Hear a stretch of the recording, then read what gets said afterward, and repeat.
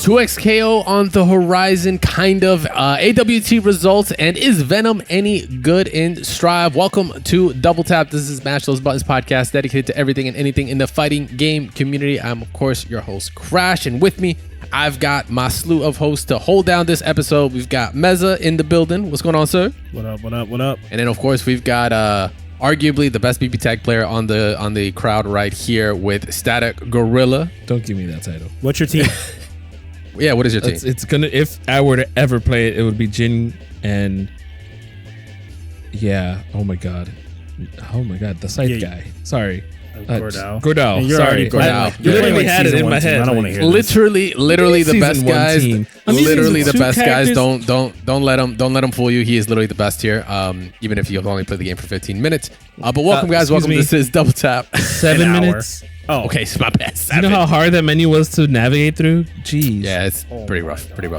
But welcome, guys. We've got a hell of an episode to get into. This is episode 406 being recorded on the end of March, literally the last day of March here in 2025. And we've got a lot to get into. We've got some crazy some updates that are going on, some expectations that some people have been shattered, some beta to talk about, and of course, some characters and some results to get into. So let's jump into it. But before we do, if you haven't already, make sure to follow us at DoubleTapFGC on all social media platforms. Go see what's up with our awesome content. And of course, our video version of this podcast as well. Let's jump into it, man. 2XKO. I still can't get that title with all those pronunciations really out the mouth very smoothly. I will still stay on the 2X side of things. If I can, very quickly, they changed the name of a defensive mechanic for having too much of a. I was wondering if anyone else is gonna dynamic save. Yeah, they're like, oh, that's too wordy. 2XKO, Twixco, Texaco. Yeah, I play Texaco, dog. But Project L was perfect.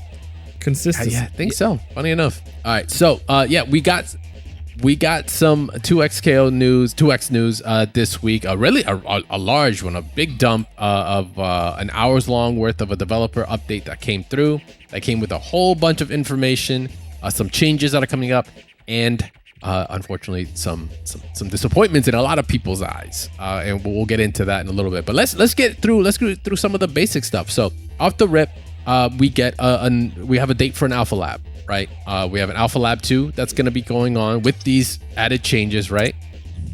With my objection. Oh, It is Easter weekend. It is also WrestleMania weekend. Oh, sorry, dog. And it's I'll tell Mr. Riot. I'll tell John Riot real quick. Like, yo, can we move it for Static? He's got WWE stuff to watch. The Lord resurrects. Okay, come on, guys. But that too. 2 days. That's all I'm gonna say. 2 days. It's so bizarre. Just to give TNS a tournament day. Whatever, man. 2 days. Yo, that's gonna be dope. It's 18th to the 20th. It's gonna be out on PC, PS5, Xbox Series X and S, and it will have the roster of Braum, Echo, Yasuo, Darius, Ari, Alawi, and Jinx. Brings our total there to 7 playable characters in this. There's gonna be free battle pass skin sets and avatar cosmetics as well as, which is the best part, which is why we think we're gonna have some great tournaments, ranked, private, and public lobbies. So they're really gonna stress test this. You know, they've been touting it quite a bit as to like, oh, you're able to just jump in and out of like the cabs and watch and stuff, which is gonna be awesome. I'm hoping that means we're gonna get a lot of more matches to watch, right, during things like TNS and such, which will be dope. They're also gonna have updated tutorials and training and a massive core, and of course the core gameplay changes. One thing I did note to forgive, because it seems like Riot also seems to have forgotten, is just, you know, having more regions to play with. So right now, this is only available in United States, Canada, and Brazil. Weird. Wow. Which means we're not getting anything in EU. The irony is fucking still escapes me. Full disclosure, I work for Riot Games. Hey, I can't blink even if you're play angry. This goddamn beta. Yeah. Sorry, Also in true fashion, sunglasses, guys, guys, I'm going to, because I work at Riot, I'm going to be dropping truth bombs throughout the entire episode. You just have to look at my eyes to see the answers on, you know, those really, because I've seen more than any of you guys will ever know. But I will not verbally tell you. I will only blink and let you guys know. My only fear is that they do a server that's separate. And it's an EU server, and they can't cross play with us. I don't know. I only think Riot Games, right? I think exactly how they do it with League of Legends, and that's kind of scary. That's the only thing I say about that. It threw me off. Not gonna lie, it threw me off. I was like, damn, hell yeah, we're gonna have some fun, because they kind of stated they were going to be more. It's gonna be more open on the next Alpha Lab, right? Because even that was the complaint on the first one. It was just like not all the regions got to play. It's still So we'll see what cooks up from there. But that's the current state of Alpha Lab 2. Okay, so that. Cool. We've got a structure about what we want to explain, because I'm interested in talking about how there was no necessarily, how would I say, Braum changes, because that was a character that just. I mean, maybe the changes are to the supers and saying that only level 3 can be done as a level 3. I would like to know what they're doing about the characters that have that seem very OP. Well, I think honestly, like, it's tough. I don't think they're not in a phase where that's like the big worry, right? Like, clearly their big thing is getting to launch. Yep. Like, this game needs to come out. Run smoothly. Yeah, the network needs to run smoothly, and the game needs to come out. Not to say they're not gonna balance things out, but they were not really focusing a lot on this because they wanted to show like all the big changes, right? The feedback that they got from Alpha Lab 1, which was quite a bit. Yeah. But I think we're not going to be hearing a lot about characters at the moment, because it's like, just let it rock. Like, that's fine. Whatever's broken is broken. Let it be broken, and we'll address it later. Yeah, and that's right. Just my gripe. Again, I'm not going to derail the conversation to somewhere else. So clearly, if you see Static out there in the match, and in the lobbies and stuff, just pick Braum. I'll just tell you right now, anyone that looks or reminds me of Gold Lewis, get him out. No, Alt F4, Alt F4. Instant report. Crazy. I'm obviously kidding. Just buff HCL. Sorry, that's a different game. We're just going into So he's been saying that since season 1. Yep. So Alpha Lab 2, it's featuring. They featured a couple of new things, right? Off the rip, fuses, right? Core aspect, the isms for my old school players of the game. We got some new fuses to that were introduced that were really interesting in terms of the direction, right? We had the sidekick fuse, which lets your point and assist champions, like, they don't switch, right? You have one champ completely, and you get a health boost with it, and a defensive boost when you're under 30%. So your assist champ can stay on the sideline supporting their teammate with assists and other abilities unique to the fuse, right? So basically, it's like almost like a ratio type of fuse, right? For those that don't know, when I'm talking about ratio, in certain games like your CBS2s or like your Skullgirls, you have complete control over your team, right? It could be a solo character, it could be a two character team, or a 3 character team. But the ratios in terms of like their power level, the health, it gets distributed out. So you get to kind of pick like, okay, well, the less characters I have, the more these remaining characters are going to be stronger to help balance things out. Because if you're going against a 2v3 or a 1v3, your one character can't have the same like capabilities as all 3, like what each one of the 3 on the other opposing team would have, because that's just not fair. You're literally just going in handicap. So you have to adjust it in some way. Sidekick fuse, like, basically lets you do that. It lets you do things like double down, which in this game is the ability to fucking THC. THC in the sense of not THC,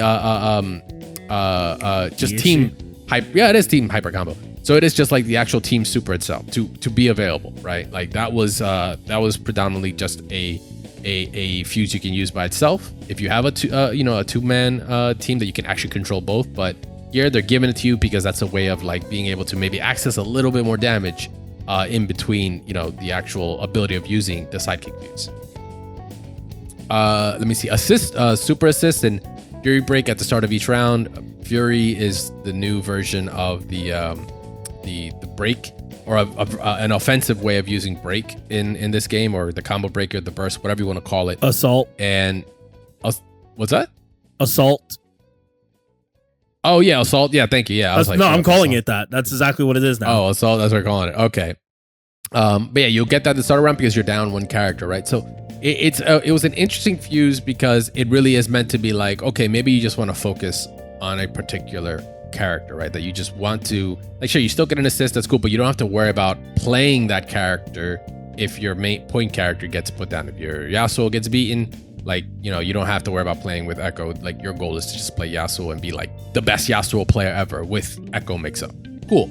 But the cool thing is you're still able to swap it in the beginning of the round. I don't know if you guys peeped that, but they stated like you're still able to like you know, you can have like a pocket character that is also your assist and be like, all right, well, maybe for this round, maybe Yasuo versus Ahri Jinx is a bad matchup and I want to use Echo instead. You can choose to swap, but now that Echo is your only character with a Yasuo assist, but the same perks and everything applies. So there's still flexibility there, so you're not really like locked in.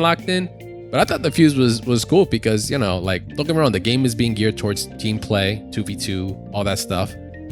But sometimes, you know, maybe you just want to be the one to carry things out, right? To just, you know, kind of, you know, take the point and worry about things. How do you guys feel about that? I'll go. I'm indifferent. I will always be like, I got away from team games to play by myself and put the dependency on me. So I will always love the fact that you can have an additional partner, but at no point do I want them to make this a two. Like, I don't want to see tournaments where it's just only 2v2s. It's just, and if that is what the main situation becomes, I will probably bail out a 2x KO.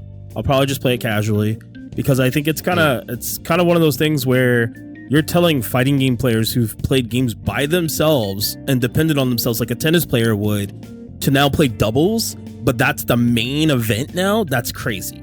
That's insane. Well, it's not so much that you have to, but it's like it's built around it. But I think at its core, though, it plays both ways. You know, it doesn't change much there, right? Like, you know, I played in Alpha Lab 1. I didn't play really with anybody. I was still on my like, it's me, you know, 2v2 MVC 1 style, right? Like, whatever you want to call it. It's just, I like the fact that they are kind of emboldening that a little bit more. So earlier, my bad, let me correct my face. I said sidekick, I meant to say Juggernaut. Juggernaut is the fuse that is like meant to be for you, an OP character for you by yourself. Sidekick is more of a, if you are in a 2v2, but like your friend doesn't want to like be the point character, they just want to assist you because maybe they have better readings on the other team, can read better, can react on certain things faster than you could. So it's one less thing for like the point character to worry about, which is cool, huh? Isn't that just having a coach? Kind of. I kind of like that. Sure, that's fine. But let me, coach, you stay there. Let me execute. But you know, you know, when we talked about this before, right? In the heat of the match, right? Like, you know, you might be, we're not going to say who specifically, you might be a numbers guy outside of the match. But when you get in, maybe your mindset isn't exactly the same. But then, you know, you could still be dangerous if you had that, you know, if you had the numbers in mind, you kept that mindset all the way through. What if now your teammate acts as that? And you just stay that person that's playing with your heart or executing, right? Like, so it's different dynamics that they're looking at to kind of approach. At least that's what it's coming across to me.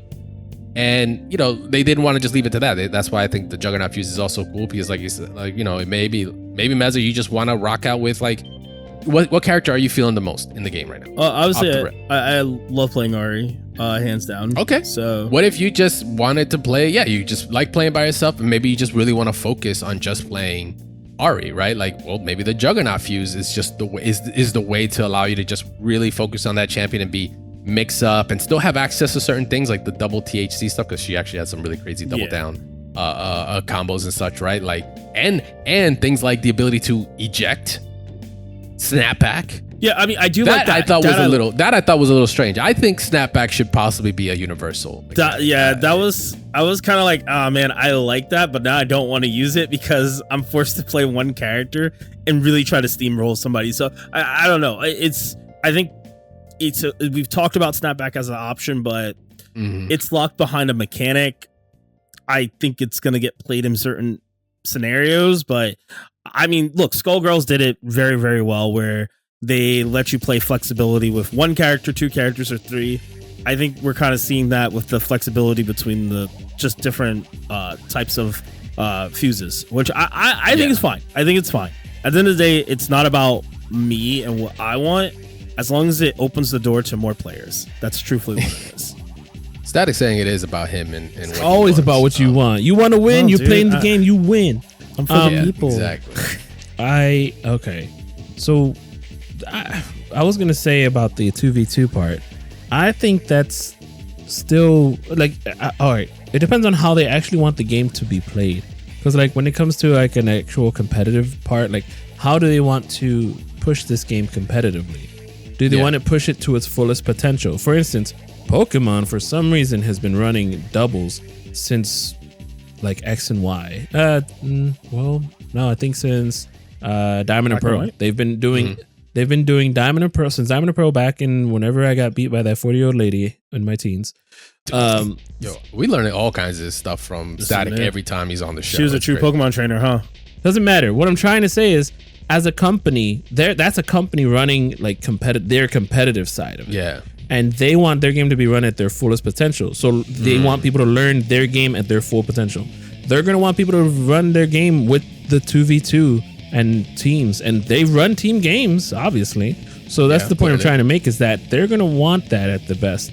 But at the same time, like, that's why they put this in here, so that people who, like you, want to only play as singular, but still want to have a teammate. And then they can either pick Juggernaut or oh my god, sidekick. Sidekick? Yeah, we heard it here. Sidekick, son. Yeah, if they want sidekick, then it's like, all right, you still play by yourself, but you know you're godlike. Maybe you can't. Maybe you have a better experience at playing both of this player's characters against your opponent. Whereas your friend is like, dog, I don't even know how to block Yasuo. So good point. Keep your ass out. I shouldn't have brought you along. Right. For me, as long as you give the players the option. Yeah. Like, it's not like, for me, I prefer it when you give the players the option and you don't force it. Right. That's the biggie, because at the end of the day, what do we want? We want player expression, right? We want our combos to be whatever we want it to be sandboxy, like, you know, within the limits of the system, but also lets us push the system to whatever it may have to be. I'm hoping that's the direction they're trying to do, or rather, that's what I feel like the fuses are supposed to be. Like, hey, you just pick what you want. It could be 2v2, it could be 1v2. You can play this 2v2 centric type of fuse, but you can just be a single player to do it. You can play it if maybe your friend is not as up to par to you, or back and forth. Like, there's just so many scenarios that I think the fuses help cover, that they're just gonna go like, you know, here you go. Yeah. Like, once again, we don't know competitively what Riot is thinking in terms of the game. We have not heard anything about it right now. The goal is to get it out the door. Get everyone in. Get it out the door and get it in people's hands and let it grow. That's the best thing you can do. And if you want to let it grow, you have to also just let the system mechanics and everything you are allowing players to do, just let it be their choice to do and not enforce it. That would be the right way of doing it. Let the standard be 1v2. We'll see. We'll see how that goes as we get closer to launch. And we're going to talk about that launch status after this break. So don't go anywhere. Be right back. All right, and we're back. So Alpha Lab 2 is coming with a lot of interesting things, Jinx included. We didn't even talk about Jinx overall. But let's get a quick powwow on her. Jinx, how do you guys feel about her? Yay, nay, put everything I can on the screen, kind of a very annoying zonerish kind of character. Yeah, very spacing dependent monitoring, like what you said monitoring, it got it in my head, thanks. Spacing dependent sort of monster, in my opinion. Yeah, you know what's funny? The more we'll talk about Venom more later, but man, I could only help but see pool balls when I saw like how she interacts with her gadgets in the game with different angles and attacks and how they actually interact with each other. I was just like, cool, I'm getting my practice in now because I'm playing Venom. Cool. We're good. We're feeling alright right now. That's what you guys saw? No, yeah. She puts a lot on the screen. She's dangerous. I think it's supposed to be dangerous from like any point. Really, her buttons, I don't know if they look like the craziest, but you know, definitely is assist punisher. She's got proton cannon, bro. Like, we've known this for a while, but she's got proton cannon. Like, to see it, like, yeah, that's assist punisher numero uno. And then, heaven forbid, you got an install super behind it, like of some kind, and now you got a proton cannon just covering you. That's just schmicks. I mean, you guys didn't see the true power behind her? Foot dive? Oh, foot dive? Yeah, I saw. Bro. No, fuck foot dive. Rocket jump? That was such a callback. I mean, there's so many rocket jump? I was like, all right. She's a Marvel character with like these weird... She's cool. She's cool. She's pretty steezy. So I think she looks great. Awesome that they added her to Alpha Lab 2. I mean, post Arcane and stuff, it'd be kind of a miss if they didn't actually include that character in there. But all right, let's jump into it though. The launch, in which case we still don't know at this point, obviously, when the game's launching. But what we do know, and what has been kind of the big piece here that's gotten a lot of people chit-chatting about and that situation there is 2XKL has been in development for about roughly 6 or so years. Radiant Entertainment And once again, this is kind of more hearsay. But Radiant Entertainment was acquired by Riot Games, I believe back in like 2018, 2019. Actually, no, excuse me. Let's say 2018. They got acquired back in like 2016. Wow. But the game was announced back around 2019. That's when we first got our inklings of the game existing, right? The Katarina, that the one Darius, clip? Yeah. that footage that lives in infamy for everybody going like, oh my God, this is crazy. To come out in, I think they said 2025 at least, if it's going to be. But I would assume 2025 if Apple Lab's going on. Anyway, to be coming out with the launch of 10 characters in a 2v2 tag fighter has gotten everybody up in arms. But for some good reasons, and some that I think are a little bit skewed, because we need to understand this game is not your typical fighting game kind of like business model that we're very used to. All right, so I mean, off the rip, like what are the pros here, right? Like, cool, 10 characters on launch, not a huge roster that we have to like wrap our brains around, even as vets, right? Sure, we can jump into training. Anyone here in you know, you guys here like can jump into training and just like kind of go to town and understand like who's gonna maybe your problem characters or the things you want to work on, right? But for beginners, which remember, this game is meant to be for beginners, right? This is what the big thing, right? This is the savior of the fucking fighting game scene and everything, right? It's gonna do all this. I was gonna say some outlandish shit, but I'll just keep it ill for now. But it's supposed to do all of this, but it's supposed to be beginner friendly first and foremost, to let anyone come in and like let the League community, let the Valorant community, let anyone that enjoys Riot Games to be able to like enjoys that IP to come in and check out fighting games and have an easy way in, right? 10 characters versus 16, 20, less overwhelming for a newcomer to come in. Let's be real. It's 2 more than fucking Street Fighter 2 World Warrior had, sure. But, you know, to some people, even 8 characters to understand might be a lot. Especially when they're new to the genre of fighting games. They don't, and not just the genre of fighting games, but also the genre of tag fighters, right? Within fighting games is also kind of, you know, its own little flavor. But having only 10 characters, not bad for the beginner. And once again, for us, like that are gonna be like grinding out the game and really putting in time, you don't have to put as much training mode in. I don't say not put as much training mode in, but you don't have to like spend so much time in just researching the characters when you can just have a nice little kind of concentrated pool of archetypes. And then as more characters are added, you're only focusing on that character, right? Versus like coming in and now it's like, hey, every single character you have to like really understand to that degree to be competitive. Once again, this is kind of more of a lens of a competitive, but casuals, I think they're going to be fine because it's just 10. What do you guys feel? Man, I before Mezza goes, because he's played League before, I don't know much of the League stuff and how many characters there, but it's 170 something. Jesus Louises. All right, so look, my thing is there's already a lot of characters, obviously. However, when you look at previous games, especially tag games, yes, there are a history of how many, like there's a history of a lot. But then you look at Marvel vs. Capcom 1, and that roster at first glance is literally 15 characters. That character select screen looks so small. I remember going from Marvel 1 to Marvel 2 and thinking, holy crap, where's all the characters go? Where's the variety? I mean, you have your assists and all of that in there too. But again, I was gonna say you're not even mixing assists, yeah. Right, but then also your secret characters, your hidden characters as well. Yeah. So, but then you look at Marvel superheroes, and in that first game that had about 10, with maybe 2 secret, Akuma and others, I think, unless that was Trinity Adams. Still small game, but again, almost tag based. So fast forward to now, I do appreciate that they are taking into account more of the mechanics and the isms and all of the stuff. The pulses.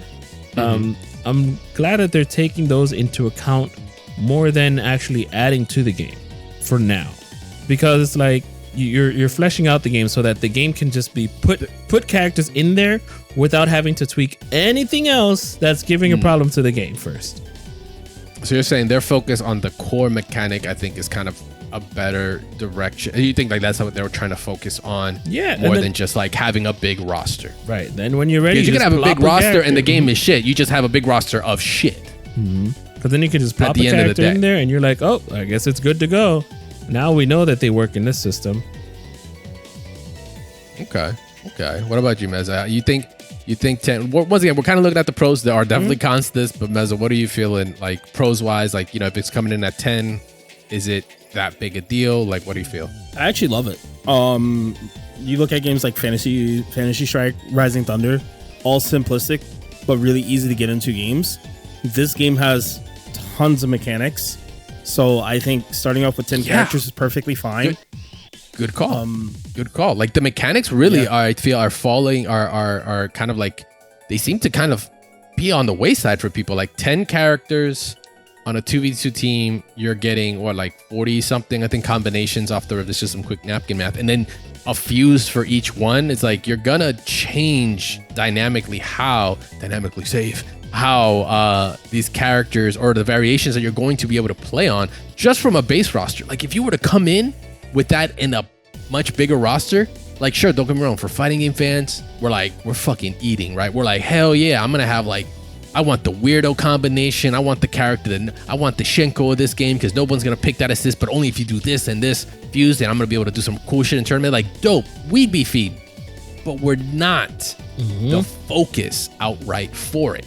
Well, You want to bring in as many people in, so you can't give them like analysis paralysis type of shit here. Like that is a very easy way to people to come in and go, yep, that's a lot. I don't know where to start. I'm out. Like it will happen. Yeah. however, It will happen. Oh, good. I was just gonna say I'm very for this idea. I know like a lot of people hate it because they feel like it's missing something, right? But I mean, every character is gonna be well thought out. Well, they're gonna be very, very beautifully done as we've seen so far.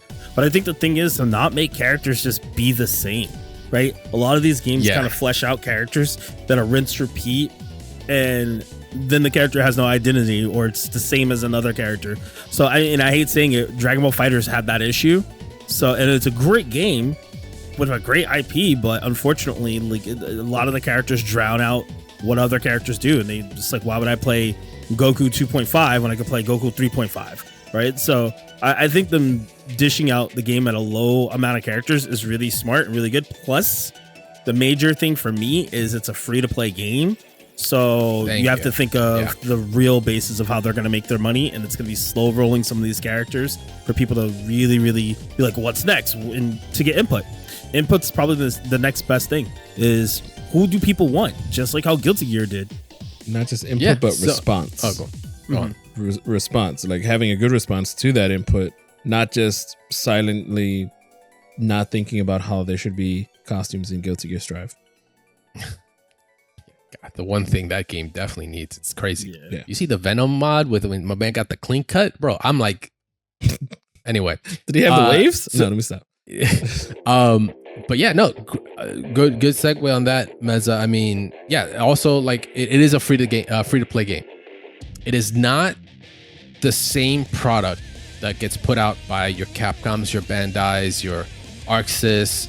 It's not the same business model. It's not the same way they come in. Like, sure, there are some things that I still feel like we are missing that I think are pretty critical, especially when we're talking about the casuals. We'll get into the cons in a little bit.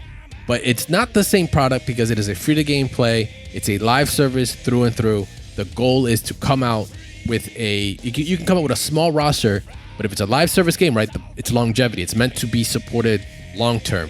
The game, any live service game coming out, with exceptions to ones that are just fucking on another level, like your Marvel Rivals or something, right? To come out with content, like say a character list, it's not uncommon for it to be small to then grow. It's okay. It's a natural path to it. So for us in fighting games, we're not used to that. We're used to give me my base roster 16 of 18, 20, however many characters. Then season 1 pass, shilling out another 40. Season 2 pass, here's another 40. I got another 8 characters. I just went up like, I don't know, 30% on the roster since year 1, but I've literally paid for the game almost twice as much, and now there's a new version of the game.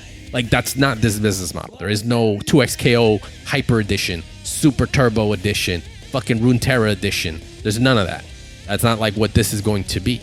So we can't look at it the same way. Now, that doesn't mean it's not we can't criticize it though either. Yeah. Because I'm gonna be fair. 10 characters for a 2v2 fighter that's been in development for so long is kind of fucking low for me.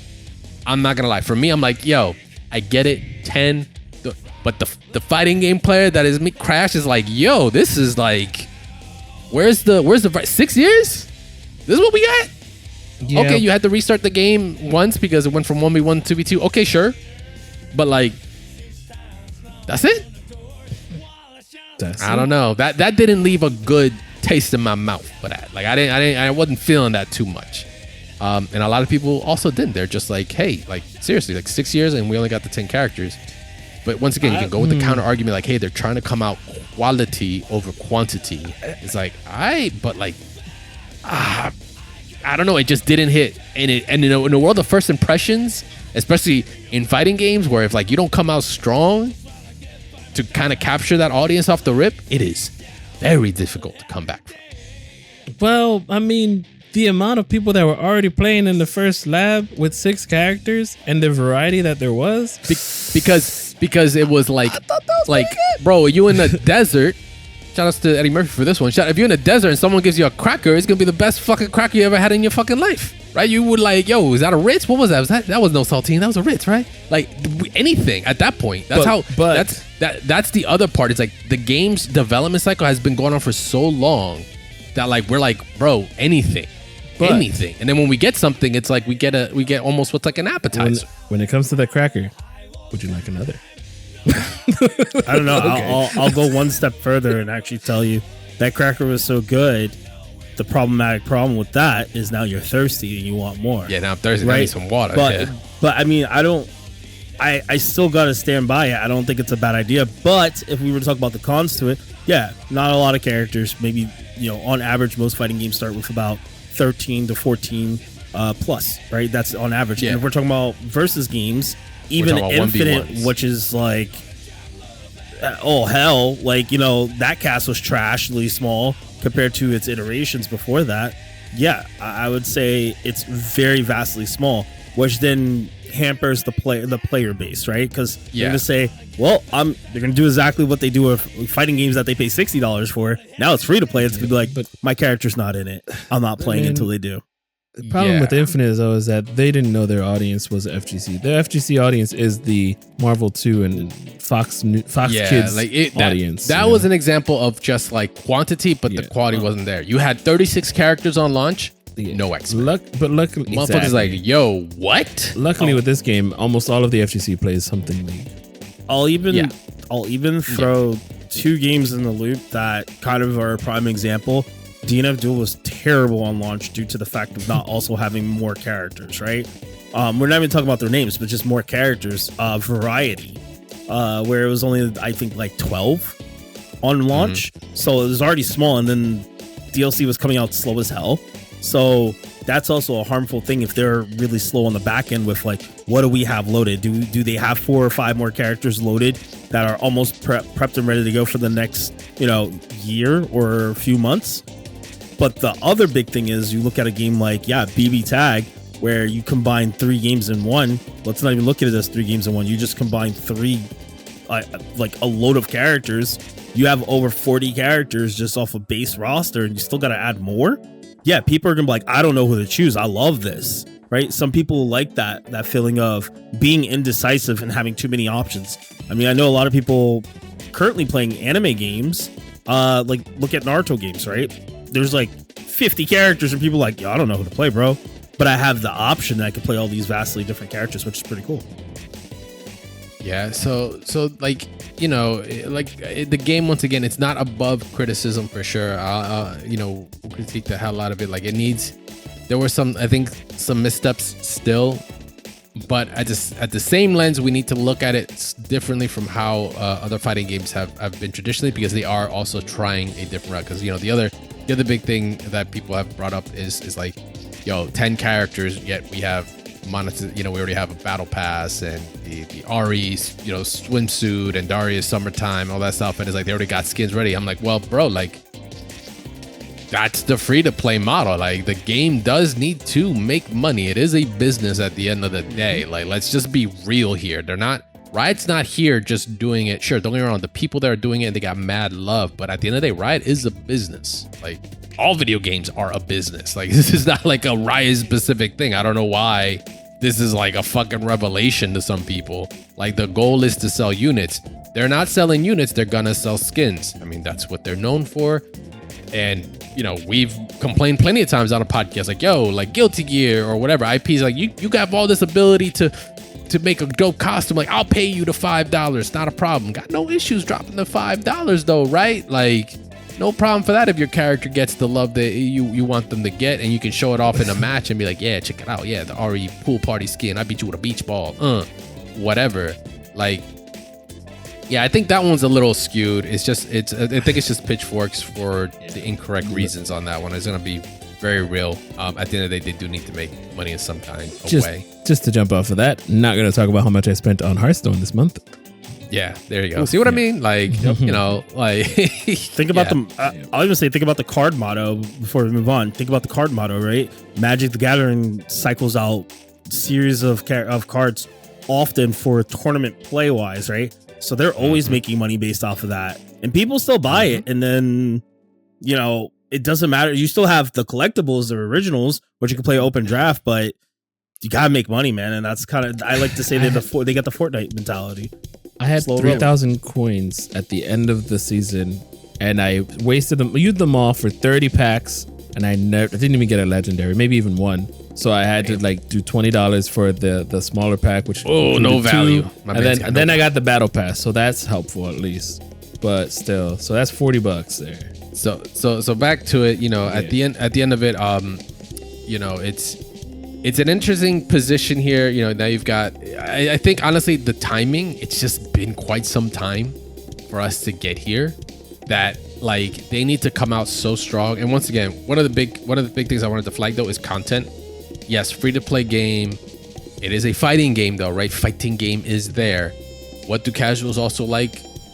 Modes that don't mean they have to go online to get beat up by other people like us that are waiting in the wing to just body them, right? No, like arcade mode, a story mode, maybe some sort of cool PvE type roguelike mode that you can go where, you know, you kind of get abilities or some stuff like that, right? Like kind of like your test your lucks or test, you know, in MK and stuff like that, where you can get some interesting match augments and all that, right?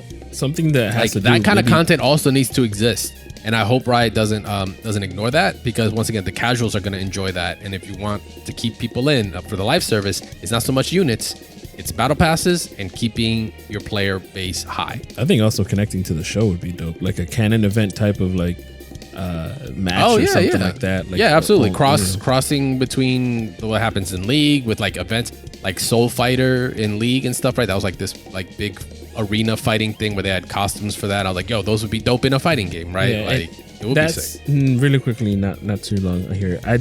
I do worry about the casual scene about it, because there's going to be a lot more players that are into it that can easily go into.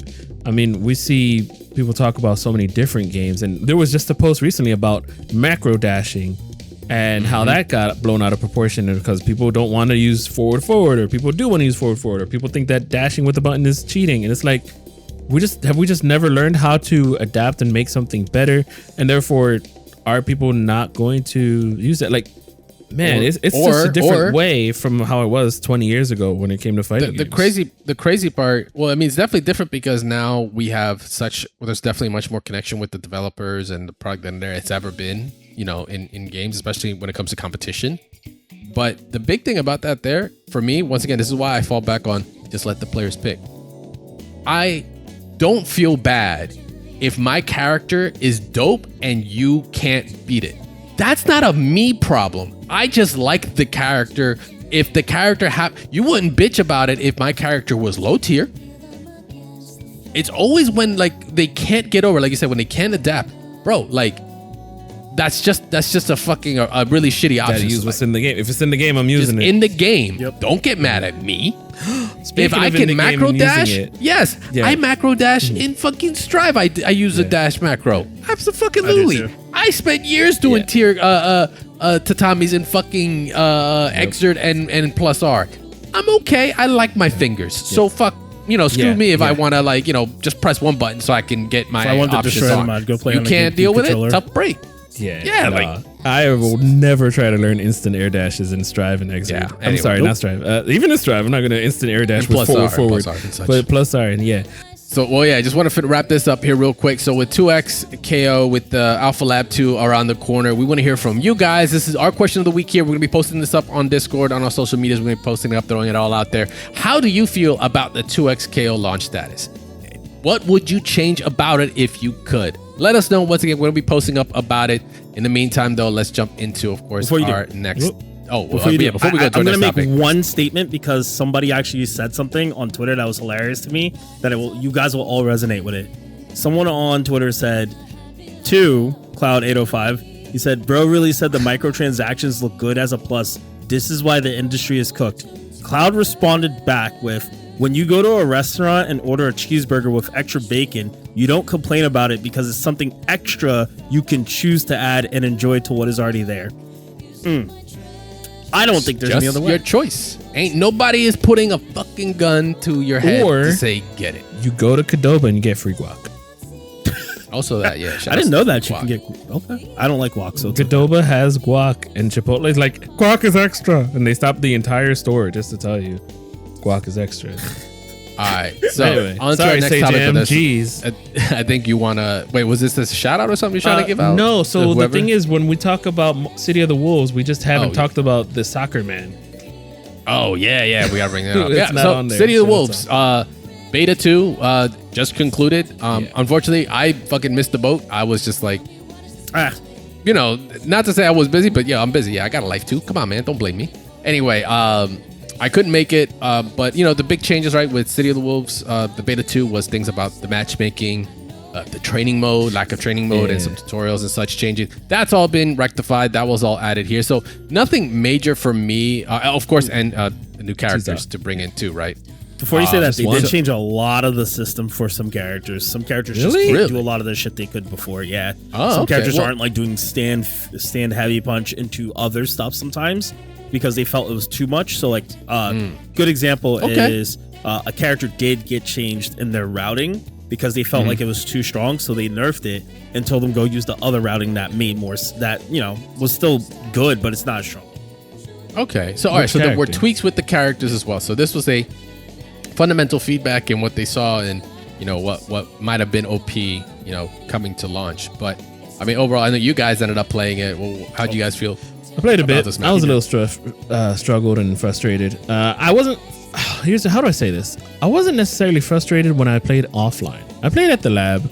We had a round robin, about 5 people, and I beat other people. I beat Rob, I beat Bug, and I had to play Pagan, and I played. I lost to Pagan, and I lost to Decent, who loves his big body characters. Decent was playing forever. T-Zok. Shout out to Decent. T-Zok, and he used Ladiva and Gramblin. And he used Thor in MVCI for some reason. But anyway, and Goken, Street Fighter 4. Anyway, you can tell what kind of player he is. My thing is, I'm using Vox still, but I didn't use training mode as much in this. I just use it just to sort of rekindle that fire and get used to all of it. But it's just, yesterday playing in TNS bracket, it felt almost too sweaty. Like people were just almost already playing too long, in my opinion. But what the good news is the guy in losers bracket who beat me got 4th. So that's fine. He must have just got bodied by somebody. Moral victory. Yes, more victory. The first player I had to play was Alex Smith, who's a good friend. He's he's been playing fighting games longer than I've been in the FGC. So to sum that all up, I did sort of like try out T-Zok and just to see what BSs can come out of that, because holy cow, that guy can grab you from the ground for some reason. Like it's like very weird. He'll like OTG air. I don't know. People found some stuff, and that's cool. Please do so. Okay, so I so happened to stumble across Justin's stream. No, I clicked on it because I saw he was playing City of the Wolves. Nah, I'm lying. I clicked on it. I clicked on it, bro. I'm a tier 3 sub. Here's the thing. Definitely not. No, here's the thing. I just wanted to see what was going on with City of Wolves because I obviously the character I want to play is not in the game yet. Yeah, I know you're we'll get into that. Fiending. But I was like, you know what? I'm gonna leave this beta alone. I enjoyed the last one. I'll get into it when the game comes out fresh. So I'm just gonna watch. I jumped into Justin's stream and I see this man playing T-Zok. When I tell you the combos he was doing was 85%, I was like, okay, yeah. So why does this work? Essentially, as long as he ends up in front of you, and it's long enough, you're on the ground long enough, he can do instant air grab, instant tiger knee. For those that don't know, you would swing, instead of doing a quarter circle, you'd go quarter circle all the way up, and you would put you airborne, but it would still hold the quarter circle. Buffer. And Tizok has the ability to do a command grab, and guess what it is? A quarter circle in the air. So he does it at the lowest point and grabs you off the ground. Why they thought this was cool, who the hell knows? But it does lots of damage to the point where his level 2 super, if you're in the corner and he's facing you, if he does the level 2 super, it puts him in the corner, which allows him to do it twice, the SPD in the air, which is a lot of damage. So we don't know if this was a bug, intentional, but we know that he only gets 2. So maybe they intended for him to do that, just maybe not this insane. Gotcha. I mean, you know what? The kind of tech like this, so to Static's comment earlier, the tech that's coming out, like the betas and such, like this is incredible data for developers to take very early on before release. Remember, this game is going to be coming out April 24th. Yes, April 24th this year. It's around the corner, literally later this month. They're gonna let shit rock. It's great data for them, great stress tests for the servers and all. And you know, this isn't the first time I've heard this the subject get brought up in terms of like, yo, it is like the game's not even out, and it already feels like the sweats. To counter that, it's like, yeah, it's gonna feel like the sweats because information gets out faster nowadays. I mean, it's been getting out faster since 2009 when Street Fighter 4 came out and online gaming and such really became a thing for the fighting game scene. It's nothing new. It's even back then you can trace. I think it was even fucking Justin, funny enough, that said stuff like games get figured out much faster. The life of a game is shorter, but it's not just because the information. But you gotta look at it on the good side. It's because there's just way more people playing the games, which is a great thing. That's going to happen. The days of the arcade where you had pocket info or pocket character saver for nationals, lol, kind of shit is not a thing because you're not the only guy that's playing it at that level. Yeah. There's thousands, if not millions of people playing all over the world that can share this information. And to anyone that's getting salty about it, bro, man, y'all lucky I'm censoring myself this week. And for those that are getting salty about it, hold that is all I'm gonna say. Okay, because great. That's just natural. So, including you, Gabe. Sorry, that's just natural. Like it's just what it is. And cool. It's just the amount of times that I said, "Oh, they can do that." When I played this was a little insurmountably. Like it's just. I felt like maybe I didn't find something with my character that can do what these other characters are doing. For instance, Preacher is doing a whole lot of BS and then faints it. And I'm like, why and where can I hit her? Should I hit her? Maybe I'll try to press here. Oh, I got the whatever the dodge move is. And I'm like, oh, okay, I want to try to do that. And then I try to do it and it's just get blown up. And I'm like, oh, see, now I have to hold this mix up and try to do. Because right now, like the levels they could be so skewed, right? And it also that could be attributed to character balance, right? Yeah. Like the game isn't even out yet. So. It could be character knowledge, you know. Yeah, absolutely. This could be like Preacher could be so bodying people and Static, and me too. I played Preachers. Preachers are not easy to fight. And they could be crazy in beta, but once the game is out and actually people that are actually playing are gonna play it more than just the beta. This character might actually be bottom 1 for all we know.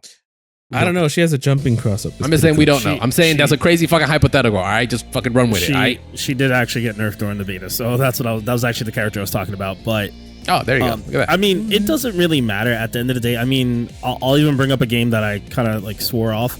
Right now, the Bleach Rebirth of Soul game is getting all this tech leaked. I think if we were to go back like maybe 12, 15 years, information on the internet was scarce. You had to go to maybe a forum if you were lucky, but you were learning everything in person every week that you would go to a local or if you had people over. So, I mean, it is we talk about it all the time. We used to say Christopher Columbus. We can't say that no more. But it used to be that time of the Discovery year era. Yeah, Discovery era. And it's crazy because the Discovery era is so instant now that all it takes is 3 days and you could find infinites. Absolutely. 2 days. And I think that's always the beautiful part about it.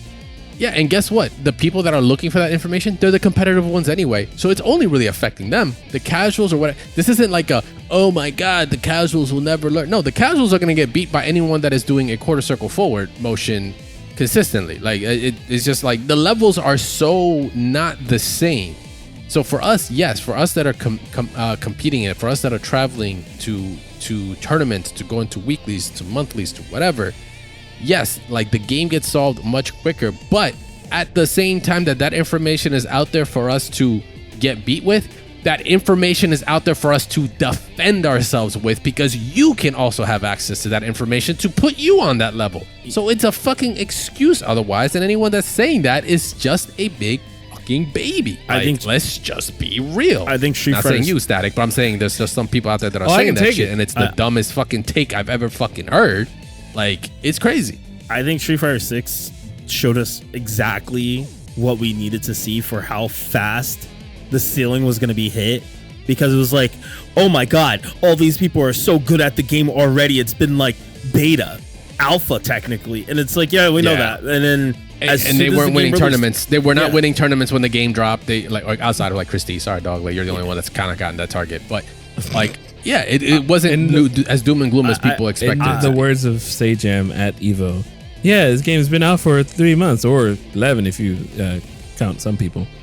I was like, oof. Yeah, I truly feel at this point in time, the ceiling will be reached always fast, but the ceiling will be broken because the developers are aware now more than ever. Yeah. And I love that because you saw it in other games that came out early. Like, look at Tekken 8 right now.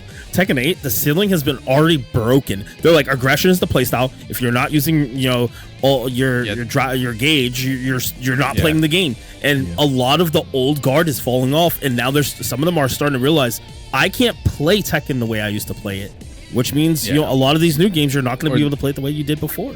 The way the game does, but it changes, right? Season 2 is going to change that up, right? Or Season 2 is changing that up and kind of tweaking things as to like how, to kind of put it into balance, right? Everything in fucking. I don't even know. No, balance to allow. I wouldn't say put it into balance, but I would definitely say they're trying to shake things up. I'm always going to say I'm always going to say people, when a company does something like what they're doing now with any games, when they hit the ceiling, it is a shake up. It is not. It's not going to be balancing. It's not going to be unbalancing. It is going to be a shake up, and that's why everybody's in an uproar where they feel like a game like Tekken 8 right now is like, what the hell is going on? This game sucks. This game's great. This game's it's mixed views, but that's what they want. You're talking about it.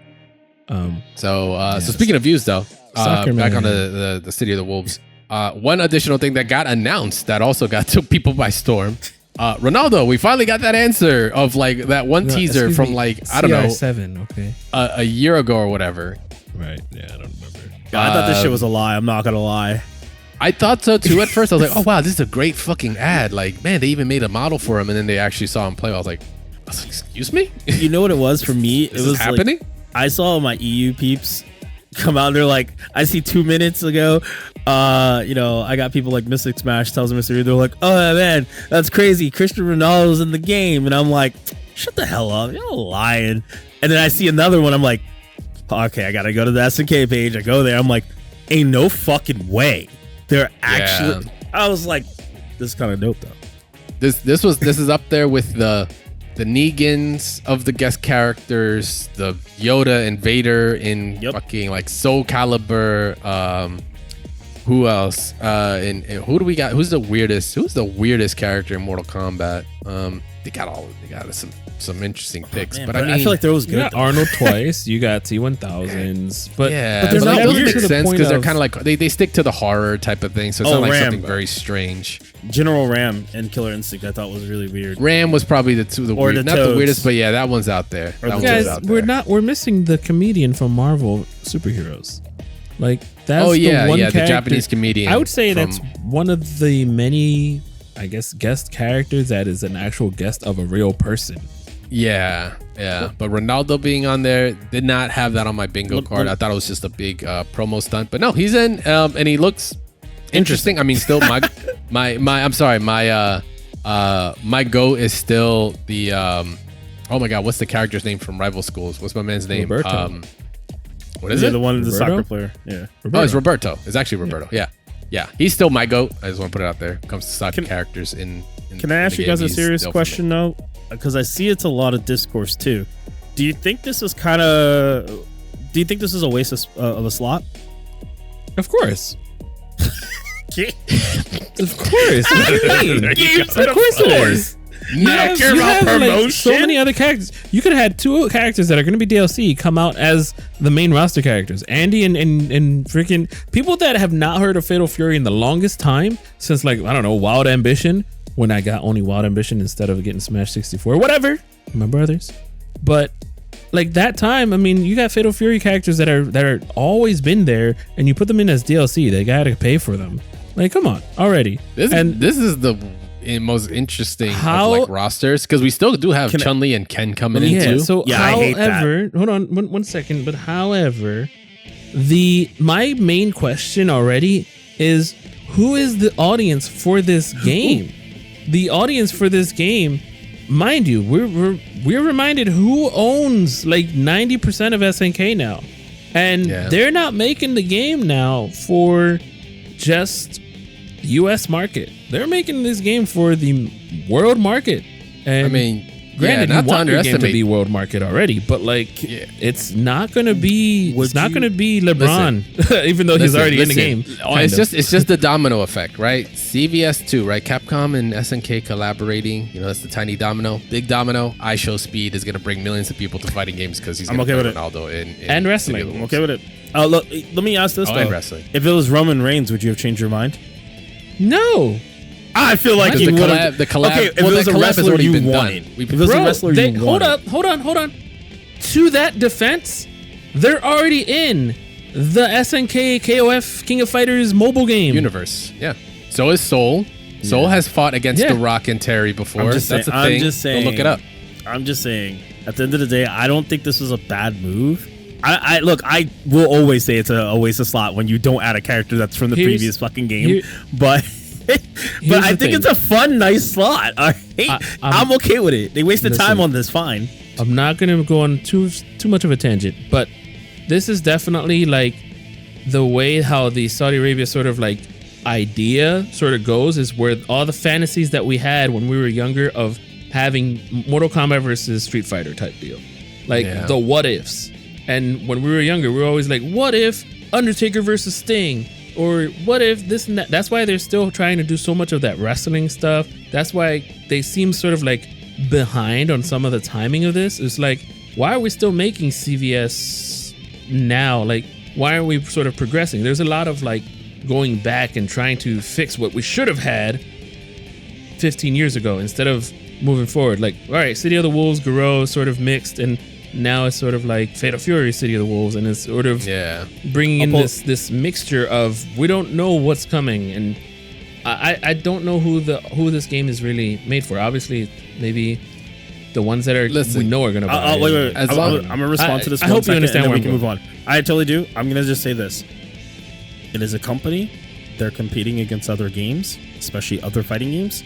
So at the end of the day, as much as I do agree with your statements, and I do agree with everybody's feeling and sentiment towards why the hell do we have a soccer player, a real person in the game, I will always agree it's stupid. But you have to make money, and unfortunately, these types of fighting games, which SNK games that are not the main title, SNK, it's a side title. It's a Fatal Fury, even more deeper spinoff. I gotta say, at the end of the day, they gotta make money somehow, and this is not one of the games that they can afford to mess up on. So yeah, with Street Fighter 6, Mortal Kombat 1, Tekken 8, and many other games down the road, from 2XKO coming out, and even then Impact and all these other games, they have to be able to compete, and I think this is the only way. And I wholeheartedly agree. To your point, I almost bought WWE 2K25. You know why? Because they had that Island of Relevancy World Tour thing. But then I realized I didn't play World Tour in Street Fighter, and I was like, all right, why would I play this? Yeah. That's literally So it. Yeah. So with him being announced, and I mean, honestly, going off of the conversation of like, who is this for? I think they're trying to post City of the Wolves because it's doing a lot of things right. I don't want to also deny it. City of the Wolves is actually a fun game. Core mechanically, yes, there's some tweakage. They're listening. They've already applied a lot of feedback from the first beta. I think the game is actually a lot of fun, and I'm going to enjoy myself playing it when it comes out. And I think SNK is seeing this as an opportunity for like really their IP to kind of do a breakout into the mainstream. Because what was the last one that did it? Strive. Look how well, look what doors that's created for it. Guarantee you, Ark has never looked better. The scene, it is just much more prevalent now than it ever has been before. It's more common. You can see it in the numbers. Since 2022, first place at Evo in terms of entrances, second place the following year, third place the year before. This year, only time it's been out of the big three. And guess what's replacing it? City of the Wolves. So that really brings me to the poll for this week, is what brings up this question. Is City of the Wolves the Strive of SNK games? Is this going to be the game that really puts SNK and Fatal Furies / King of Fighters more into the eyes of people, and they're taking that possible advantage with things like having Ronaldo in there as a chance to put it out there into the mainstream? Let us know when we're posting that up on our Discord, social medias as well. It's gonna be a poll up, so make sure to just submit that as soon as you guys can. It'll be up this week. Until the next episode, we'll check out the results. In the meantime, from one sport, from soccer to another, this is more of like billiards and all that, but hey, let's talk some Strive. Venom. Yes. Venomcio. That guy. We're not talking Spider-Man. We're talking about homeboy with the slick Q stick and the hair with. I actually still don't know to this day why he's got that weird purple marking on his hair, and it's so symmetrical there. But what they call him? The purple he's haze. Out. What? Purple haze billiard something. I forget what they called him. Oh, the purple. Like the purple rain, purple bandit something. Anyway, purple haze. And so he's been out. Venom's been out for I think it's been a week, right? 24th I think is when he dropped. Dropped that Monday. Right after, it was right after AWT, which we'll talk about in a little bit. Venom dropped, and we've played him. I've been playing him. I've been maining him really since not maining him, but that's all I've been playing since he dropped. Fun character. TLDR, that character is a lot of fun. Also TLDR, that character is a worse Jacko basically. TLDR, there's some work to be done, but he's got some swag. So Static, I think you of all of us have been so Mezza, you haven't played them, but you've been playing against them more than anything else. We played a bunch of sessions with you. I've never been a Venom player. I'll never touch that character. I don't like charge characters in anime games.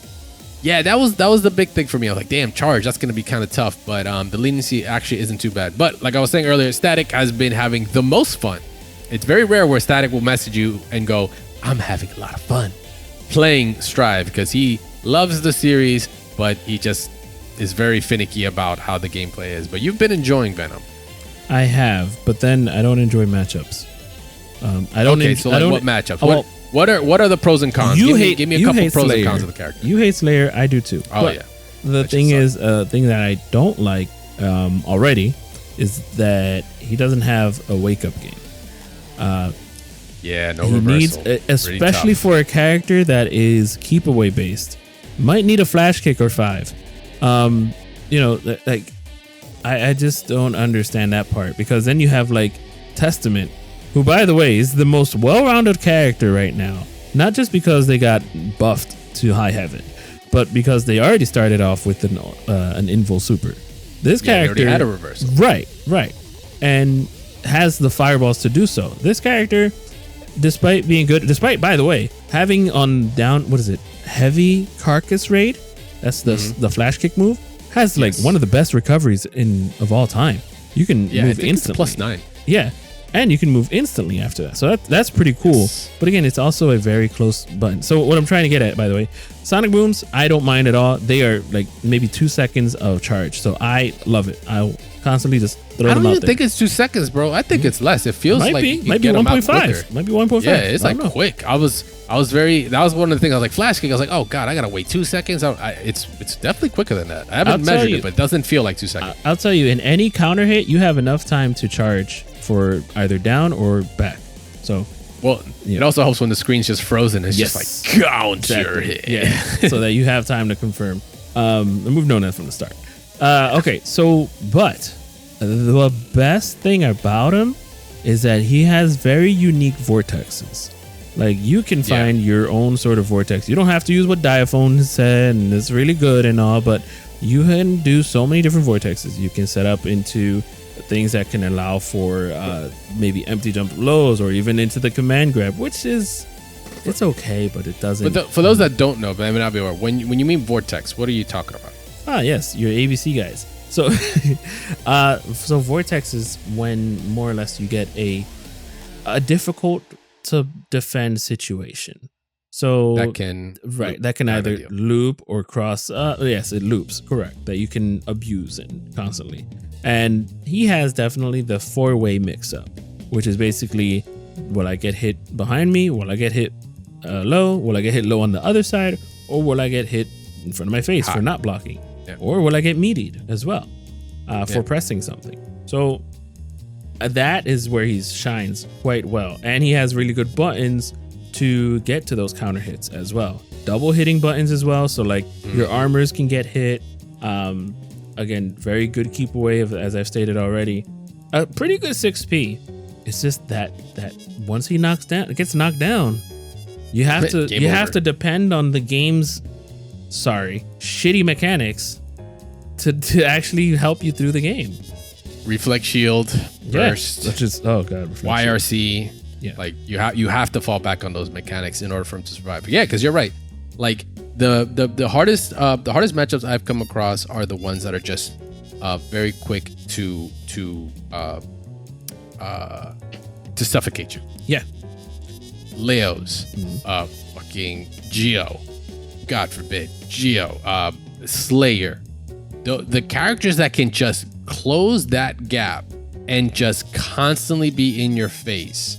Like, I don't even might be saying what Leo. It's like, yeah, Leo, because he's got incredible buttons and like in certain ranges, and dash in 2D is just fucking insane. Like just suffocate. And once you get the knockdown and then they got mix, it's like guess. Like you literally just have to guess. So it could be almost poetic because it's like you said, like, hey, he's got a vortex. Like, you know, certain setups, it's like 4-way, high, low, left, right, grab. What's going on here? But then he kind of suffers from that. But he suffers from that from like almost anybody because there's just no answer. Like at least in a vortex, you can guess right. Sure, you can say the same thing with knockdown, but with knockdown, it's like it's just so much more in your opponent's favor that it's like you really have to pray. Like you have to pray. That early bursting early with Venom is not a bad idea. Right. Not at all. Just like as soon as you get nope, full screen, keep me away, and now let me start my game. And by the time maybe I get hit again, I might have burst back, maybe. Or maybe I'll have half and I can reflex shield you, right? Like that's how I've seen it. But in the same kind of feel, like solid buttons, range, not bad. A little slow, but if once you keep in mind like whatever you can cancel into any of his specials, like especially any of his fireballs, like every button you should be thinking about charging and pressing, and like just because if they hit in between a standing 5S, which 5S is like when he just pokes you from like the full length of the Q stick, like on counter hit, great. You as soon as you have that fireball charged and sent out, guess what? Now they're full screen, ball, set your game up. Like, what are you gonna do, right? Even on block, it's still like far enough away that it's like you can't really be punished for it, or you can even be, you know, kind of saucy and set up a ball afterwards and then kind of like continue taking your turn. So he's got options and his ranges aren't terrible. It's just like, yeah, his buttons. I mean, 2K 2D is fucking great. 5K is fucking 5K is just amazing. But his combo routes are a little bit more skewed. I was gonna say curve, and I'm like trying to figure out a way of getting it with a pool analogy here, but a billiards analogy. But yeah, I think his combo routing is just like, you know, it's pretty straightforward, but it is a little execution heavy, which I mean I like personally. I enjoy it. Right, same. That's what the puzzle part of me is like, enjoying that. However, the supers are very good. Oh yeah, the purple one, ball, the purple so haze, dumb. whatever it's called. It is super. Yeah, it can miss the character, and as long as it maybe, let's say it missed the guy entirely, right? He jumps over, and I hit him, and then it's almost disappearing. If it hits him just once, yeah, it it can hit back. Like the Kai at the end, the Robo Kai at the end comes out with the bomb, and it just mixes them up because they're like, oh, I didn't even mean to get hit by that, and it causes a mix up. You're like, oh, I can do a thing. So that's something you got to practice. It's okay to throw it out in neutral. It's weird to say to do that in a super. It's okay. It's like ed levels of like just letting it go. Yeah, but not wake up. Yeah, it's very weird. Not wake up though. Yeah, exactly. Because if it was also wake up, it would actually kind of be like an OP super. I'm not gonna lie. Like the other super would have to have been like the invincible one. The other super I don't understand. By the way, there's a glitch where you can like one touch kill. I don't know. Yeah, I've seen it. I've been wanting to see whether or not I could do it. Just a quick rundown on the glitch. It's like you put out the super during, I think it's like during a grab, and it like still takes damage even in the animation. So you can literally like insta kill somebody. It has to be the command grab, right? No, not from the command grab, just regular grab. It was just like, it was kind of gnarly. But the weird thing is that super does like a black hole to everything, and then it brings in all of the 4 balls that you set up. Yeah, any of the balls that you have out there. So people tend to put that out there.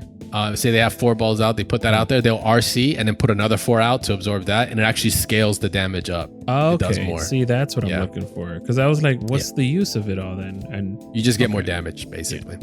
But yeah, Venom's been fun, actually. Like at the end of the day, I would say Venom is actually fun. It sucks that they admitted that 3v3 had delayed Venom. I don't know if you saw that in a quick interview, but they, 3v3 mode did delay Venom, and I forgot 3v3 was really a thing. It was fun while it lasted, aka 2 hours. And I was hyped for it. We all played 3v3 together. It was fun, but it's like it could have been so much better if we just left it be as like, hey, let me just pick 3 characters and tag team it like as a solo. Sure, let's go for it and just let the craziness go by. But like I don't even know who's even playing that at this moment. So it was kind of crazy. They should just let Venom go out first. I think they would have been much better on that drought that we had for Strive for quite some time. And but I think he's been a great addition. People are constantly playing him. Gobu has been great. The DLC master, any DLC character that comes out, like he is like rocking. His Venom is just a spectacle to watch. I just can't wait for like a bit of the swaggy stuff to come out, or really the Dirt McGirt stuff where it's like, oh, I hit a pool ball and it looks like I missed you, but then like you tried to punish me. All of a sudden it's enough time for that pool ball to come back and hit you, and then I already did. It was 5D chess, and be like, yeah, I already did. There's a way to delay the dust so that the second hit of the stick hits the ball. Yeah. Hits the ball delayed. I've worked on that setup and it feels amazing. The one that I sent you? I'm like, this is so swaggy and it's so layered, and that's just like in the corner in this one instant. But like, I guarantee you, there's someone out there that's just gonna do some wild stuff. But at the same time, he still has like good tools. Is he crazy good? I don't think so. I don't know about like in terms of the other characters how well he'll compare, but it's very early. But he still does have some. Once again, he has some issues, like reversal being one of them, right? Like once you get knocked down, it's like, good luck. And guess who does well on knockdowns? The top tiers, right? So the cast. The cast. Yeah, exactly. So it's like it's kind of rough, bro. It's kind of rough. Knocking guys down didn't scare me. I will definitely say that. Yeah, I was about to say, playing you and you were playing Dizzy, I was like, getting knocked down fucking sucked. I'm gonna tell you right now though, you Dizzy players, not you specifically, because Dizzy players just want to hang back and they like just want to just ice and then do the fireball, and that's it. Like you ice fireball, but you like move up and you're like 2K 2D, then let me set my mix. And I'm like, all right, cool. Like that's, you got play. The latter Dizzies are like, oh, I'm just gonna ice and then I'm gonna spread it, bro. As soon as I see her do this, I'm like, I'm just gonna shoot you, and then you're gonna bounce off your ice. I'm gonna shoot you again, and they keep doing it. I'm like, stop! Like, you're not going to win this interaction, please, Dizzy players. You're not gonna win that interaction. So stop trying. Use it on a confirm. You have a better chance of just getting closer, 5S'ing, 2K 2D'ing, and doing a mix. Because once again, you knock them down. It's more on your side. I'll definitely say I had that issue at first when I was like, oh, I'm just getting stuffed out of everything by these pool balls. And then at one point I was like, oh, if I just knock you down, I could just go in. But that's when I started realizing I was like, oh, wait, there's ways to actually play around the balls. Okay, I could just zone you now. But you have to do it very hyper specific. That's the other thing. The balls disappear when he gets hits. That is super I mean, Dizzy has the same thing happen, so Dizzy, Jacko. Why not? They should keep them on the screen because once he's already getting knocked down, he's more than likely not getting to them. There's a time frame on them already. Yeah, and I feel like that's definitely going to be either a buff they give him, which is to keep the balls on the screen for longer, or to leave them on the screen when he gets hit. It's just maybe on block. Wait, on block do they go away? I can't remember. No, but okay. Not on block. Right, because if they try to punish that ball, like let's say a ball is still traveling into them, they try to punish. Oh yeah. Then they get punished instead. Right. Yeah, they get hit. Right, because there's a sweet spot where if he has you near the corner, you can throw the balls to the wall. Whenever they try to jump over the ball, I know that sounded weird. Whenever they try to jump over the ball, it comes back and hits them for jumping forward, and that's one of my favorite trick shots. It's great. There you go. So you guys heard it here first. Venom in StaticGorilla's quote, balls to the wall. He has balls to the wall. Great. Venom's out. So that just leaves us with 2 more DLC characters to come out, which, by the way, also Guilty Gear Strive, the anime is going to, I think, first drop this month, right? It should be around the corner. 24th, I think, also. Dual Rulers? It's coming out on the 24th? Okay. Riders, I think. Oh, Riders of Rulers. Imagine if it came out on Easter. Fucking Yu-Gi-Oh! Yeah. Magic came out on Easter Day. That's going to be coming out, and it is Rulers. You're right. It is Rulers. Okay, I was about to say, I'm not tripping. All right, Dual Rulers, and that's going to be coming out in April, and it's going to continue on until May, I believe, for the 9 episodes. So the reason I bring it up, because, hey, Unica, the next DLC character poised to be coming out, will be centered, the series is centered around her. And then afterwards, we get Lucy, the first guest character for Strive, or really for Guilty Gear history, in general, which is crazy. So we're getting to the tail end of things. Maybe with Evo this year, will we see or hear about anything potentially another season pass? I don't know. We'll see. That's a whole other discussion for another day. In the meantime, though, we'll be taking a quick break. When we come back and chat on some AWT 2024 results to close out the episode. Don't go anywhere. We'll be right back. All right, Venom's here. First announced, or rather shown off, over at the Ark World Tour 2024. That happened about a week ago. We happened to check it out. I stayed up hella late. Hella late for it, man. That shit was like, I think grand finals was something like 4 in the morning. Now you know how we felt during Capcom Cup. Oh, bro, so that was rough. But you know what? At the end of the day, it was still a great watch. So it concluded with games, of course, with Uni 2, Grand Blue Fantasy vs. Rising, and Guilty Gear Strive, all getting their LCQ going down on each game, and then going on to a final bracket with top 8 bracket afterwards, which then was the epitome of competition for each one of these games. So we'll just we only got so much time, but we're gonna run through it real quick. So off the rip, Grand Blue. I mean, I got to watch all of them. I know it was various degrees between all of us here, but Grand Blue. Anyone else get to check out Grand Blue besides me? I did not. I only caught Grands, but I mean, it looked like a showcase of a lot of different characters. And by the way, I was rooting for Luane, but I also rooted for Percival because that's my guy. That's your dude. What about you, Mezza? Crazy. I watched mostly middle pools and stuff because I really like that. I always feel like there's always something interesting more in there than I kind of already watched a lot of tournaments, so I kind of know what to expect at the top 8.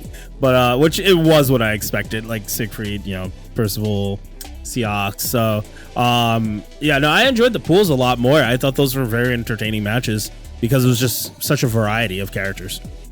It was, just to break it down for top 8. We ended up with, we got Siegfried, we had 6. We had the latest DLC character with Sandalphon. Soris, which always fun to see my man put hands on people. Matera, of course, still being a problem. Another 6. Actually, we then also got Beatrix. For those that might not remember, it's the girl that literally pulls a cake out of her ass when it comes to her victory screen. It's not a joke. She's going in her back pocket, and all of a sudden she just pulls out a fucking cake. Even when it first came out, I was like, yo, she literally has cake. Versusia as well. We got to see her, which I think is one of the most unique characters in that game. It's really awesome. Another Siegfried, and then actually running out with Percy. Percy actually being winning character in the game with Totoro. Sorry, spoilers. Totoro taking the dub and taking the championship there for Grand Blue. But Gamera it was also awesome to watch. Like I said, Versu Versusia is probably if I were to jump into the game right now, I actually would probably play Versusia. Funny enough, I think that character is a lot of fun. Very, very dangerous. Very reaction based too, and I actually tend to enjoy some of those characters a bit more. God, no Narmaya love out here, man. That girl has just been getting shit kicked out of her since the game came out. Mr. Pro still uses her, I think, right, Mezza? Mr. Pro still using I believe so. Narmaya? All right. But yeah, so Totoro taking it over Gamera. It was still a great match. I don't recall if there was a reset. Actually, might have been more of a bit of a wipe on that one. Riazo taking third and Monarch taking fourth, with Skyle and Zippy tied for fifth and sixth, while Rookies and Fitizen 7 and 8. But there's also just not only the character variety, but just also the country variety there. We had 2 Japanese players and the 2 American players actually ended up with the top in the top 4, with French, another American, Japanese, and German player being represented for the rest of top 8. And then kind of a combination of the 3 really for the rest of the top 16. Overall, it was still fun to watch. Like I said, Grand Blue, man, like I can't give its comeback any more props, and it's still entertaining to watch.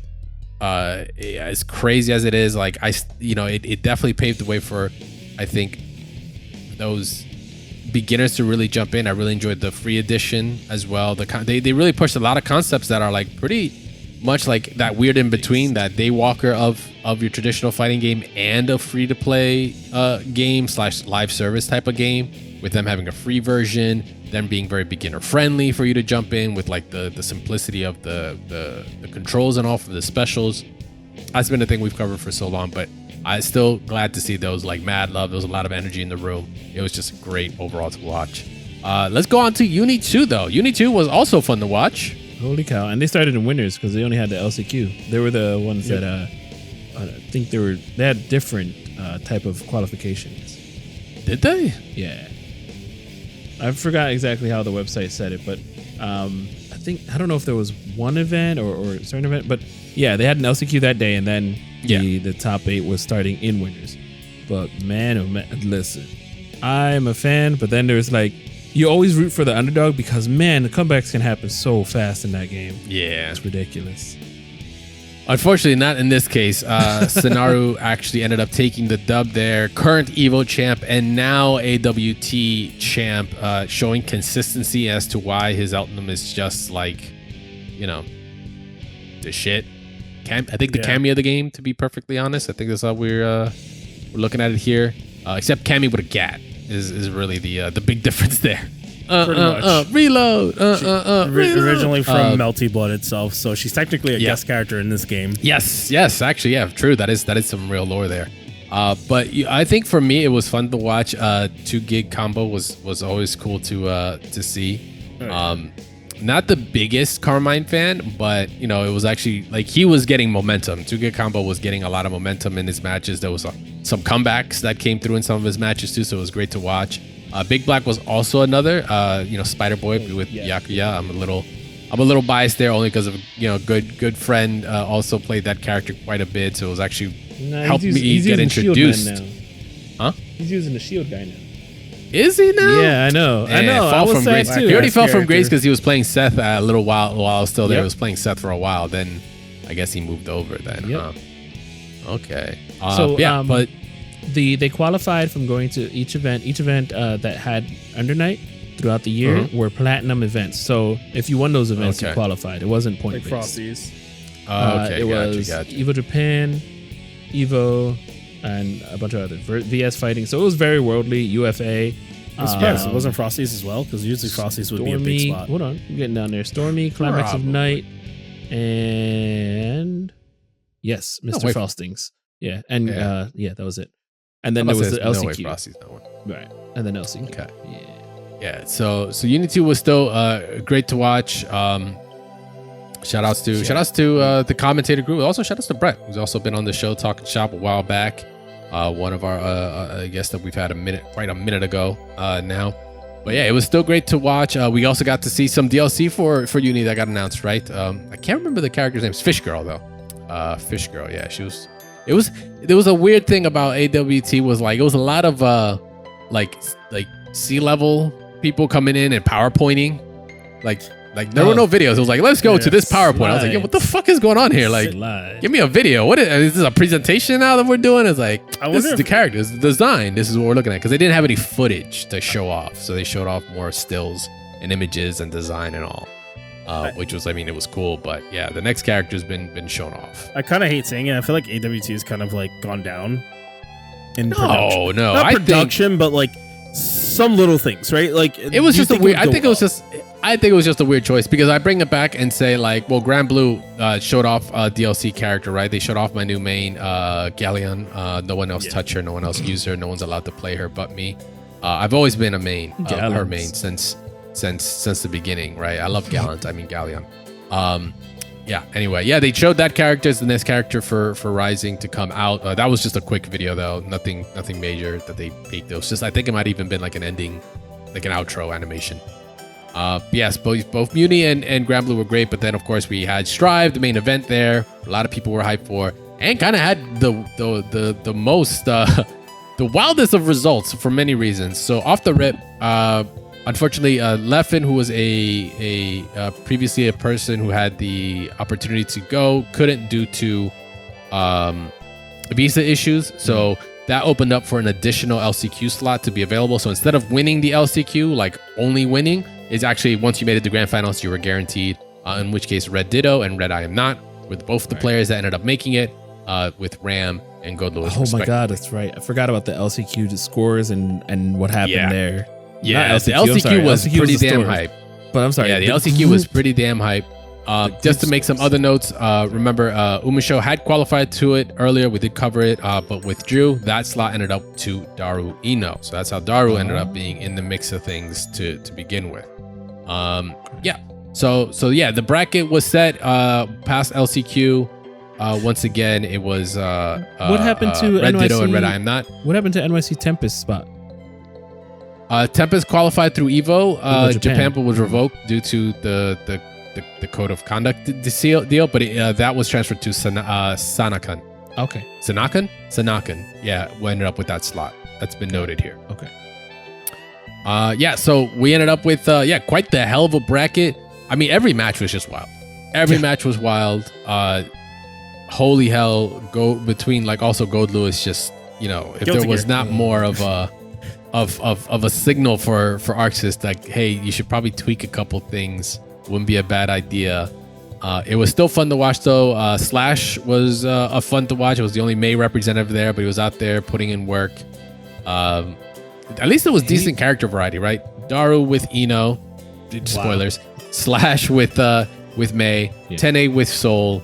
Turara had the Kin clan with Kai and Sin. Tiger Pop with Abba and with Happy Chaos. Tatuma, triple OG player, playing with Soul. Rank 13 playing with Gold Lewis, and Red Ditto That with Soul player. Ramlethal. God. He did not go unnoticed. He went a little unnoticed because he went under the radar, the Soul player, Tatuma. But he did. Remember that moment he did DP into land command grab? He did DP Into it was land, blocked instant and landed wild command throw? grab. Yeah. Yeah, on minus. Yeah. By the way, I'm talking top 8. There's still, of course, was the top 16 with Sorry. Varix, This is just the one Zando, Razo, Polka, Red Eye Not, Nitro, What's- Gobu, and Sanaka. Right? Well, Like, wait, just I thought- not to knock them out. Oh, you know what? Never mind. I was thinking of. But then there was the controversy, though. The controversy with Razo. Remember that shit? Yes. It had to, and it made sense because it had to go with game differential and it was 1% difference. Yeah, that was a crazy situation where basically the qualifier for top 8, you just had to have a certain score because they were doing groups of round robins, right? In order to make it to top 8, you had to be in the top 2 in order to make it. The second to last group, which was Group C, Tiger Pop ended up getting it over Razo, even though Razo had an 8-6 record and Tiger Pop had a 7-5. At face value, you go like, oh, 8-6, more wins. But that is rounds. also one more loss, but that also means more matches played. So they technically stayed at a +2. Tiger Pot ended up winning more rounds, so there was more game differential percentage there. That was like the next tier that organizers had to go to in order to then allow Tiger Pop to go. Because if you look Capcom at just Cup did the same thing too. Yeah, Well, there's it's a little definitely weird. multiple layers. There's multiple layers that they look at here. This isn't just something they like pulled out of their ass, guys. They look for these kinds of situations in this. I know Twitch chat was just like fuming. And you know, But, it's like, it's it made fine. sense. However, it's all to Razo. Like, she should not have picked Slayer in that match against Gold Lewis. Like, I think yeah. she lost with their main, then went to Yeah. Slayer, then went back to Leo, won 2 straight, and still lost the set.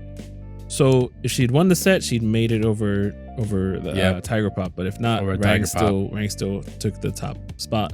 But they were still amazing matches. Yeah, They were still incredible matches. All the matches, they were I- just crazy. Yeah, I wanted to go back and watch the one with the chip player, because he used to be the main that used Asuka, and then Zondo? Zondo. Zondo went nuts. But he still lost. That's the crazy part. Yeah. That's how much But he competitive. 3-0'd Yeah. Nitro.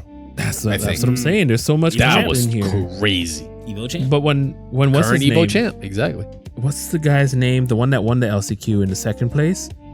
As soon as he won, they were like, "Yeah, you're going into this block." It's like Group A, which was Jonathan Tene / Varix and himself. Oh, Red I Am Not. And I'm Yeah, like, with Gold you Lewis. got like 2 Evo one Evo runner up, 1 Evo champion, Jonathan Yeah. Tene, who's been playing the game from the start, and And now the is on a new LCQ character. guy.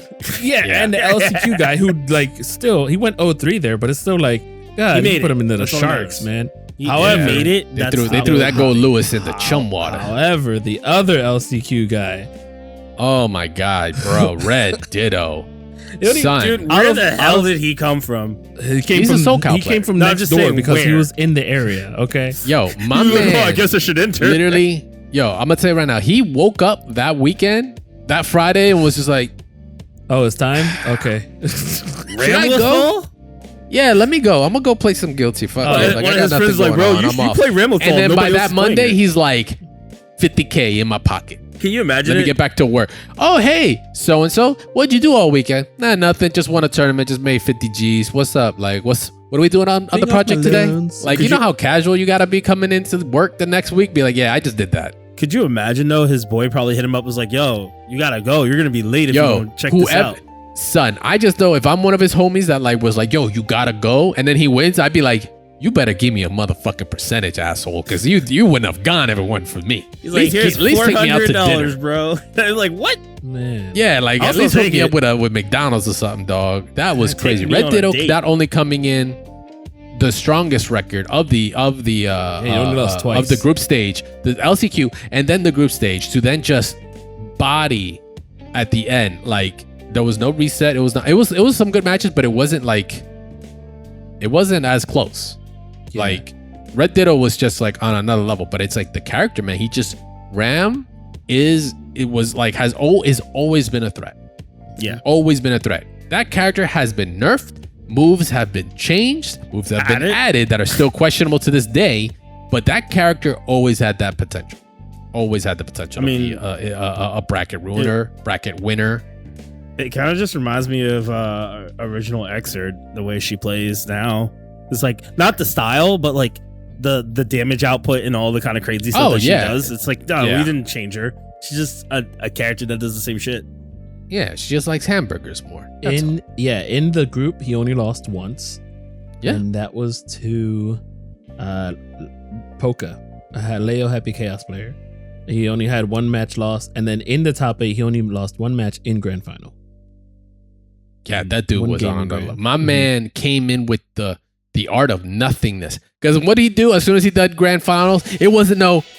You just kind of stood up and was like, the most Yes, it bland wasn't that. guy He was just ever. like, Oh, yeah, let me just get my stick. He's Nah, like, bro, just he Walk walked off stage. the And they told his ass to get back on stage. Like, yo, you're the winner. Stay the fuck on stage. He's just like, oh, he was my like, "Oh, I bad." thought it was Like, just a normal match. I thought I was playing online." Yeah. Oh, it's yeah, over? like my dude, Oh. it was another Sunday for him. It Can- didn't matter. He can was I so ask? locked in. He was like, oh, word, that's what's up. Can I ask? Cool. Oh, is that Was- trophy mine? That's for me? Oh, that's what's up. Was he an FGC industry plant? I don't know. That nobody walks off the stage after winning AWT. My bro, that was my man was aura farming when he did that. He was just like, all right, cool, like, you know, he literally He was knew just he like won. putting his stick together and just like walked up. Oh, I won. My bad. This is just another Sunday for me, guys. I don't know why y'all trip. Oh, that check for me, cool. Put it with the rest. Yeah, That's that dude, that crazy. was crazy. That was unfucking believable. It was FGC great. It industry was client hype. right there. That's crazy. Confirmed. Dude, it was nuts. It was nuts. Go check out His that match was reaction. crazy. Anyone else?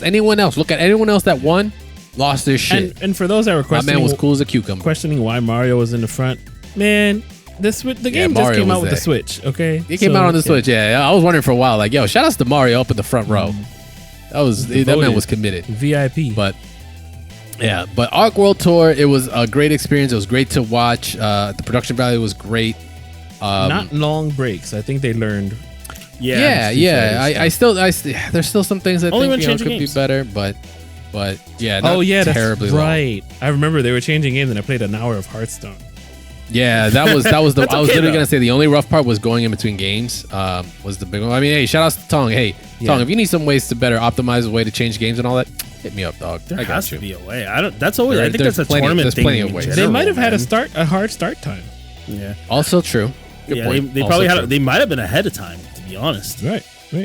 Hey, Yeah. it's never a problem to be efficient and ahead of time. But AWT did not disappoint. It was great. It was fun to watch. It was entertaining. It was incredible competition. It got me hype. And hey, we had Venom literally the next day, so they did things right there. My first online match the next day was Ramathal. Of Damn, course, bro, Ramathal stock is going up, baby. Yeah. That's how it be. I mean, it's always been up, but it's going up. It's going up. Right It's like it went down from like 400 to like 360, and now it's back up to 400, Yeah, maybe killing 450. it. It's up to 500 easy. But with that is gonna be it, guys, for this week on Double Time. We appreciate y'all chilling with us. I know it was a super loaded episode, but it's because it was a super loaded 2 weeks. Plenty of things to talk about between 2XKO with Venom, Ronaldo coming into the mix, AWT, all this good stuff. Like, hey, we just had to talk about it. We couldn't not wait to hang out with you guys. But we appreciate y'all for hanging out with us. Make sure to follow my awesome hosts here on social media. You can check out Mezza at Mezza FGC on all social media platforms, as well as on Twitch. Yes, sir. Yep. Twitch. We're not back to kick. We're on Twitch. Okay, cool. And then we've got StaticGorilla at StaticGorilla on all social media, as well as on Twitch, where he's doing his TNS runs and everything else. I'm assuming some more Venom play that you're going to be doing. Back on TNS on Friday, and maybe we'll stream tomorrow. But you'll probably be listening to this tomorrow. So there we go. Yeah, there you go. Check him out. He'll be live right now. You can make sure to follow me at Crashtag VS, of course, on Twitter. Make sure to follow Double Tap at Double Tap FGC on all social media platforms, not just Twitter. We're on YouTube. Check us out on Bluesky as well. Check out, of course, on Discord, doubletap.gg/Discord. Get involved. Question of the week and our poll that we're posting up this week. We want to hear from you guys. We're going to talk about the results on the next week's episode. So make sure to get involved there. And also, we're still taking some submissions, and we have gotten also some awesome submissions from some great community members for some community segments, questions, or things that you want to talk about on the show that we can get you on to talk about the show about. Feel free. It's all posted up there. You guys can either DM us or hit us up at doubletap@mash.gg for the email, or check out the link in the Discord as well. But that's going to be it for this week. We appreciate y'all hanging out with us for another episode. Hey, go check out some awesome content that's out there as well at Double Tap Presents. Hashtag ABCs, FGCs for those that are trying to get into the mix of things. We've been putting this out over the past month since Capcom Cup. Let us know what you think about it. Go hit us up. It's all on TikTok. It's on YouTube Shorts, Instagram, all over. You can find it. Just look it out. Double Tap FGC. In the meantime, though, thanks for hanging out with us. Long episode, good times. But until the next one, be safe. Plus frames are a state of mind. Remember that. Peace. Switch 2. Get out of here.